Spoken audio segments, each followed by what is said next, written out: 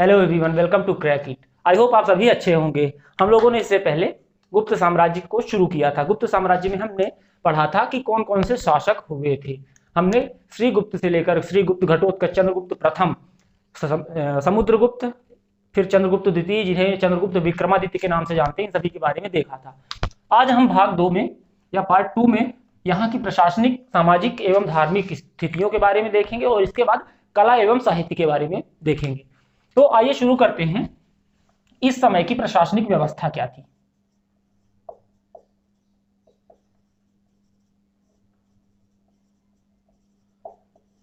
प्रशासनिक व्यवस्था, जो गुप्तकालीन प्रशासनिक व्यवस्था थी वह क्या थी कि इनसे पहले जो सातवाहन और शुंग वंश के शासक थे उनके द्वारा बनाई गई जो प्रशासनिक व्यवस्था थी उनसे कुछ मेल खाती थी। जैसे इसके बारे में देखते हैं। क्या था कि जो सत्ता का प्रमुख हुआ करता था या सत्ता का सर्वोच्च जो पद होता था वह राजा हुआ करता था। सत्ता के सर्वोच्च स्थान पर कौन होता था? राजा। और ये जो राजा हुआ करते थे, गुप्तकालीन राजा, वो पदवियां लेते थे, उपाधियां धारण करते थे। जैसे महाराजा धीराज, बड़ी भारी भरकम पदवियां लेते थे। और परम भागवत, परम भट्टारक, इस प्रकार की पदवियां ये या उपाधियां धारण करते थे। इससे क्या होता है कि राजा जो मनुस्मृति लिखी गई है इसी काल में, जो मनुस्मृति लिखी गई है इसमें राजा के दैवीय उत्पत्ति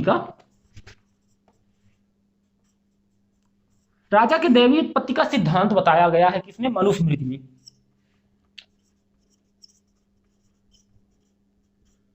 अर्थात ये था कि जो राजा होता था वह प्रजा का रक्षक हुआ करता था और पालन करता। और राजा की तुलना भगवान विष्णु से की गई है। राजा की जो तुलना की गई है वह भगवान विष्णु से की गई है। अर्थात यह माना जाता था कि जो राजा होता है यह भगवान विष्णु का अवतार होता है। तो इस समय जो राजा की स्थिति थी वह बहुत ही उच्च हो चुकी थी, जबकि मौर्य काल में ऐसा नहीं था। मौर्यकालीन जो सम्राट हुआ करते थे वो ऐसी पदवियां धारण नहीं करते थे। लेकिन जब से उत्तर मौर्य काल चालू हुआ तब से जो राजा थे वो बड़ी बड़ी उपाधियां धारण करते थे और राजा की दैवीय उत्पत्ति का सिद्धांत इसी समय लागू हुआ। अब क्या हुआ? इसी समय अर्थात गुप्त साम्राज्य में ही सत्ता का विकेंद्रीकरण हुआ।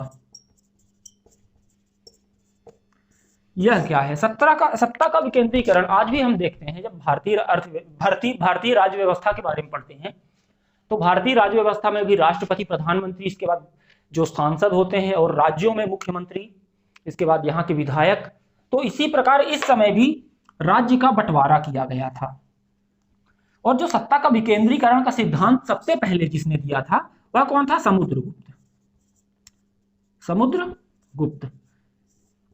समुद्रगुप्त ने सबसे पहले सत्ता के विकेंद्रीकरण को अपनाया। अब जब इसने सत्ता के विकेंद्रीकरण को अपनाया अर्थात छोटे छोटे भागों में सामंतों की नियुक्ति की गई, अर्थात अधिकारियों की नियुक्ति की गई। उस समय ये अधिकारी होते थे, किंतु बाद में ये धीरे धीरे सामंत बन गए। अर्थात सामंतवाद का उदय कब से माना जाता है? गुप्त साम्राज्य से ही या गुप्त काल से ही सामंतवाद का उदय होता है।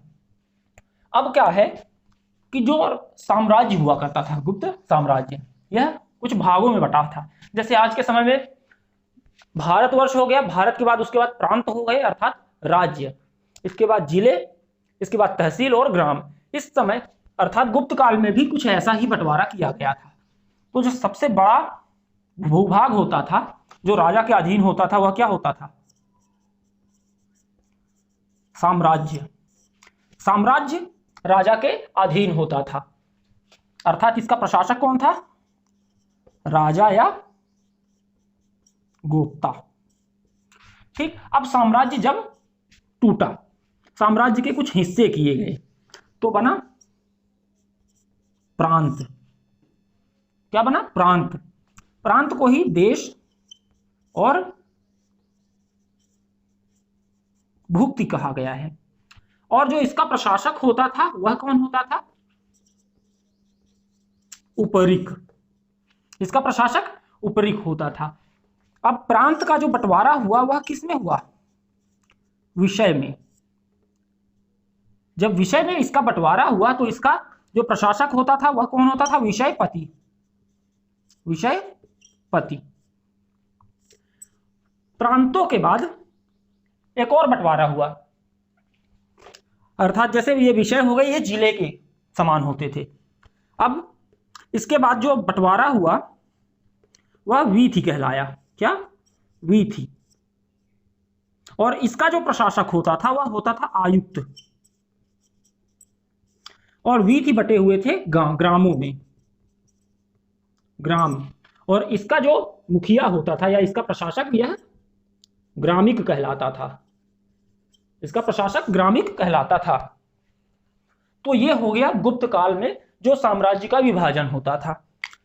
इसी में जो जूनागढ़ का अभिलेख है, जूनागढ़ का अभिलेख, यहां से जूनागढ़ के अभिलेख से हमें यह जानकारी मिलती है कि जो सौराष्ट्र था, सौराष्ट्र यह एक देश के रूप में था, अर्थात यह एक प्रांत था। तो यह भी पूछा जाता है कि जूनागढ़ के अभिलेख से किस प्रांत के बारे में हमें जानकारी मिलती है, तो हमें सौराष्ट्र के बारे में जानकारी मिलती है। अब इसके बाद यहां पर इसकी प्रशासनिक व्यवस्था कंप्लीट होती है। तो अब देखते हैं कि इसकी सामाजिक व्यवस्था क्या थी। हाँ, जो नगर और ग्राम हो गए, इनके कुछ व्यापारिक संगठन होते थे। इन व्यापारिक संगठनों को पूग कहा जाता था। क्या? पूग कहा गया है। और भी बहुत सारे संगठन होते थे जिनको हम जब आर्थिक व्यवस्था के बारे में पढ़ेंगे तब देखेंगे। तो अभी हम शुरू करते हैं यहां का समाज कैसा था या सामाजिक व्यवस्था क्या थी।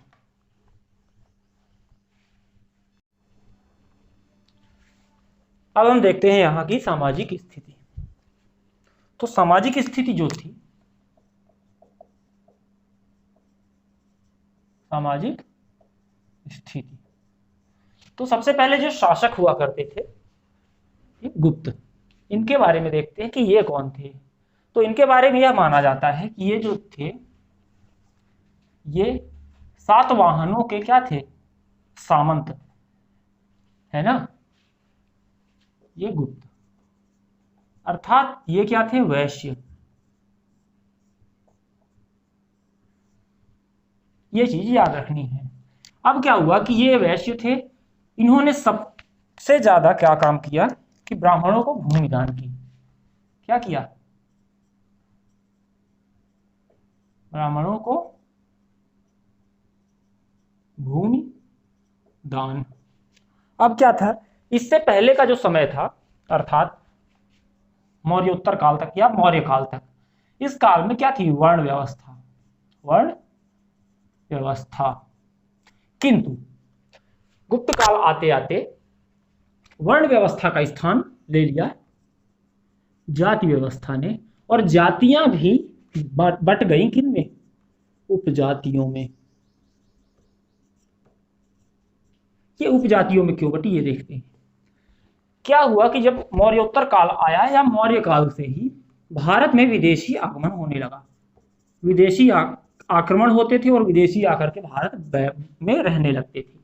तो इससे पहले ही आपको बताया कि मनु ने इन विदेशियों को निम्न कोटि का क्षत्रिय कहा है, और उनके साथ जो आए उन्हें भी किसी न किसी उनके कार्य के हिसाब से बांट दिया गया। तो जैसे इस काल में कायस्थ, महत्तर, इन सभी जातियों का उद्भव हुआ। ठीक, तो इन्हीं को कहा गया उपजाति। ये वैश्य की उपजातियां कहलाई। ठीक, अब क्या होता है आगे कि जो वर्ण व्यवस्था थी, वर्ण व्यवस्था क्या थी ये भी देख लीजिए कि कार्य के हिसाब से आपके वर्ण का बंटवारा। किंतु जाति में अब यह जन्मजात हो गया, अर्थात आप जिस घर में पैदा हुए अर्थात आप उसी जाति के होंगे। जो अगला था, इस समय वैश्यों की स्थिति में गिरावट आई। अब सोच रहे होंगे कि जब भाई वैश्य ही शासक थे तो इनकी स्थिति में गिरावट क्यों आई? में गिरावट, ये शुरुआती गुप्त काल की बात है। और शूद्रों की स्थिति में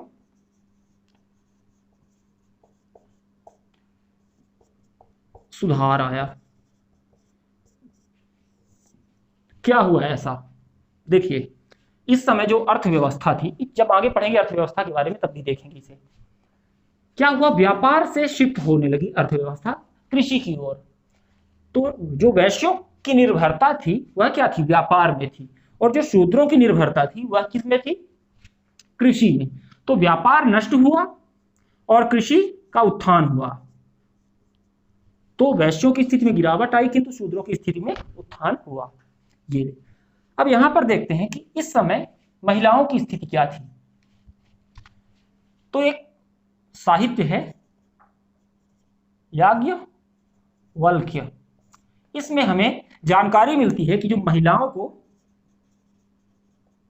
या स्त्रियों को संपत्ति का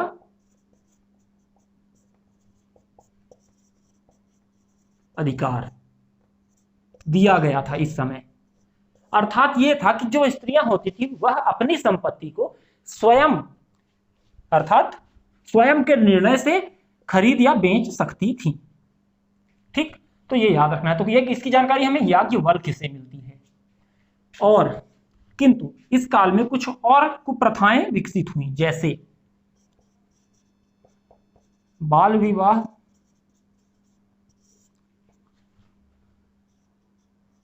पर्दा प्रथा,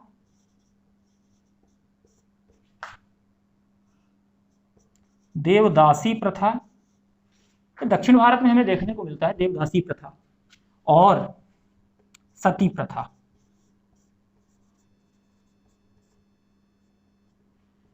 तो ये आपको याद रखना है। इस काल में महिलाओं की स्थिति में इनको संपत्ति का अधिकार तो दिया गया था किंतु बाल विवाह, पर्दा प्रथा, देवदासी प्रथा और सती प्रथा प्रचलित हो चुकी थी। सती प्रथा का उल्लेख सबसे पहले 510 ईस्वी में बनाए गए भानुगुप्त के एरण अभिलेख से हमें सती प्रथा का साक्ष्य मिलता है। एरण अभिलेख से हमें किसका? सती प्रथा का हमें साक्ष्य मिलता है। तो ये हो गया यहां की सामाजिक स्थिति। सामाजिक स्थिति में क्या था कि गुप्तों ने अपनी स्थिति को सुधारने के लिए अर्थात अपने सामाजिक स्तर को ऊपर करने के लिए सबसे पहले कार्य क्या किया? ब्राह्मणों को भूमिदान देना शुरू किया। इस काल में जो वर्ण व्यवस्था थी वह अब जड़ हो चुकी, धीरे धीरे समय के साथ यह जड़ हो चुकी और यह जाति में बट गई। अब जाति के बाद यह उपजातियों में भी बटी। इसके बाद जो वैश्यों की स्थिति थी उनमें गिरावट आई किंतु शूद्रों की स्थिति में सुधार हुआ। क्यों? क्योंकि यहां पर व्यापार कम हुआ और कृषि बढ़ गई। अब इस काल में महिलाओं को संपत्ति का अधिकार तो दिया गया था किंतु इसी काल में कुछ कुप्रथाएं जैसे बाल विवाह, सती प्रथा, देवदासी प्रथा और पर्दा प्रथा जैसी प्रथाएं शुरू हुई। और सती प्रथा का सबसे पहला उल्लेख 510 ईस्वी के भानुगुप्त के एरण अभिलेख से हमें मिलता है, इसका साक्ष्य। तो इसके बाद अब देखते हैं यहां की आर्थिक स्थिति। तो आर्थिक स्थिति क्या थी? मैंने आपको पहले ही बताया है कि व्यापार का ह्रास हुआ अर्थात मुद्रा का ह्रास हुआ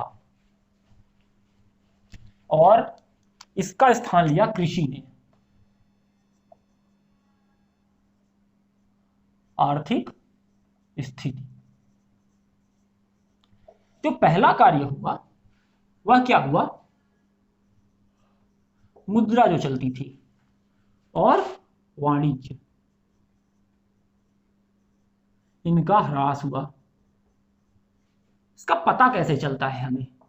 तो इनसे पहले अर्थात मौर्योत्तर काल में ही तांबे की मुद्रा का प्रचलन हुआ था। तांबे की मुद्रा, किंतु इस गुप्त काल में तांबे की मुद्रा का के साक्ष्य जो हमें मिलते हैं वह बहुत कम मिलते हैं। इस कारण यह अनुमान लगाया जाता है कि इस काल में जो वाणिज्य व्यवस्था थी या मुद्रा व्यवस्था थी, इसका ह्रास हुआ। ये मुद्रा व्यवस्था क्या है? देखिए, आपको एक नियम पता, एक चीज पता थी क्या? वस्तु विनिमय। ठीक, वस्तु विनिमय एक ऐसी प्रणाली थी जिसमें हमें अगर यदि कोई सामान चाहिए, कोई वस्तु चाहिए, उसके बदले हम कोई दूसरी वस्तु दूसरे व्यक्ति को देते थे और सामान की या वस्तुओं की अदला बदली से व्यापार होता था। किंतु जब मुद्रा आई तो मुद्रा के अदला बदली से व्यापार होने लगा, अर्थात वस्तु के स्थान पर वस्तु नहीं, मुद्रा चलेगी। तो मुद्रा का ह्रास हुआ और वस्तु विनिमय की प्रथा बढ़ गई। अब हमें इससे पहले जानकारी तो मिलती ही है कि कृषि अर्थव्यवस्था, अर्थ का उत्थान हुआ, कृषि अर्थव्यवस्था का उत्थान हुआ। किंतु एक चीज और मिलती है, जो स्वर्ण के सिक्के सर्वाधिक किसने चलवाए? गुप्त शासकों ने सर्वाधिक स्वर्ण सिक्के, सर्वाधिक स्वर्ण सिक्के, इनको दीनार कहा जाता था। दीनार ये गुप्तों ने चलवाए। इन्होंने चांदी का भी सिक्का चलवाया, चांदी का सिक्का जिसे रुपया कहा गया, चांदी का सिक्का चलवाया जिसे रुपया कहा गया। अब इस काल में कृषि का, जब कृषि अर्थव्यवस्था बढ़ी तो इसके बारे में हम देखते हैं।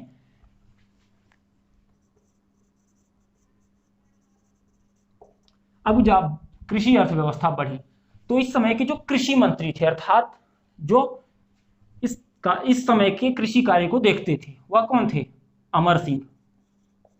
अमर सिंह आपको पढ़ाया भी है कि 9 रत्नों में से थे। किसके 9 रत्नों में से थे? आप कमेंट में बताइए। ठीक, तो अमर सिंह के अमर कोश से, किससे?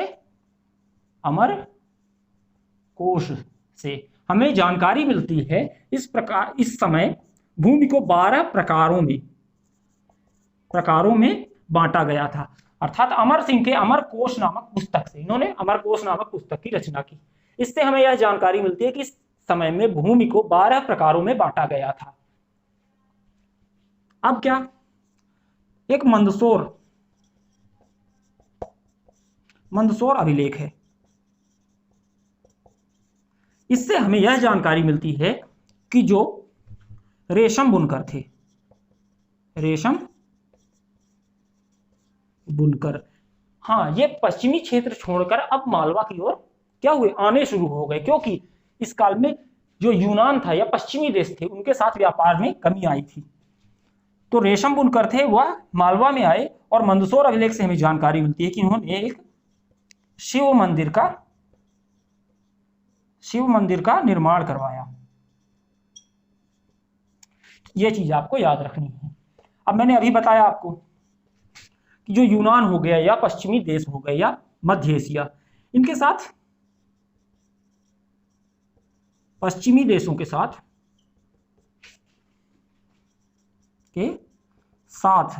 व्यापार कम हुआ, व्यापार कम हुआ। भाई, जब कहीं से व्यापार कम हुआ तो कहीं ना कहीं से तो बढ़ेगा। तो जो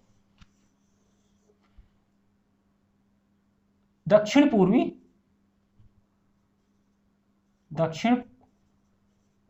पूर्वी एशिया के देश थे, जिनमें कौन कौन से आते थे?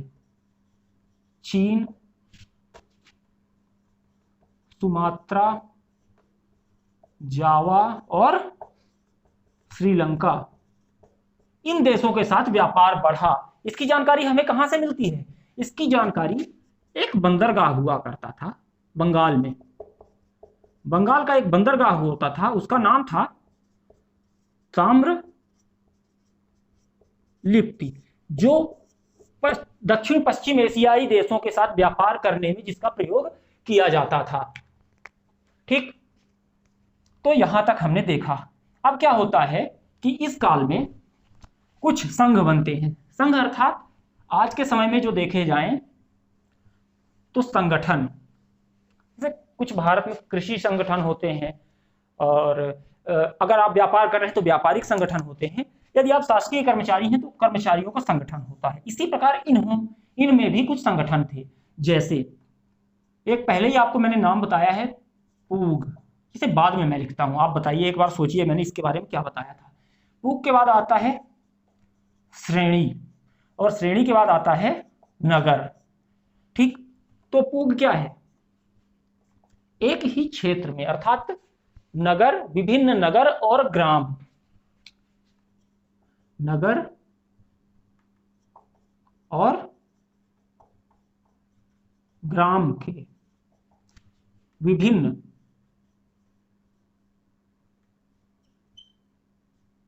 जातियों के विभिन्न जातियों के, ये शब्द इंपॉर्टेंट है, विभिन्न जातियों के व्यापारिक संगठन, ये पूग कहलाता था। अब इसके बाद जो है श्रेणी, श्रेणी क्या था? एक ही जाति के, एक ही जाति के व्यापारिक संगठन। श्रेणी के बाद नगर, नगर क्या था? एक ही नगर के लोगों का संगठन।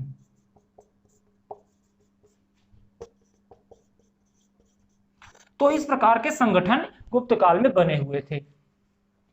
ठीक, तो हमने यहां पर गुप्त काल की आर्थिक स्थिति देखी, जिसमें कृषि का उत्थान होता है और वाणिज्य और मुद्रा व्यवस्था का ह्रास होता है।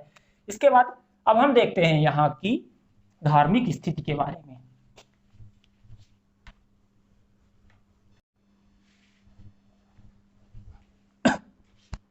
दोस्तों, आज का वीडियो बहुत लंबा हो रहा है। हमने इस आज के वीडियो में क्या क्या पढ़ा? यहाँ का प्रशासन,